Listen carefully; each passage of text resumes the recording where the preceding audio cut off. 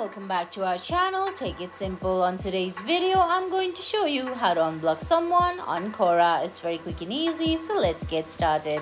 First of all, open the Quora app on your phone. If you don't have the app yet, you can get it from Google Play Store or the Apple App Store.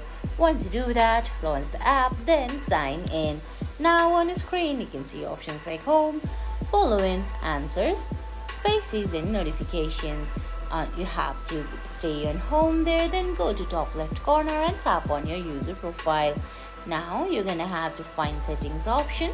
Under settings, you can see options like account, privacy, email and notifications, language, then finally blocked and muted.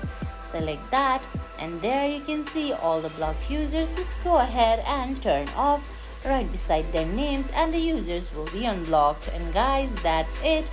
That's how you unblock someone on Quora. I hope you found this video helpful. If you did, please give it a thumbs up, leave a comment, subscribe to our channel and hit that bell icon. See you in the next video. Thanks for watching.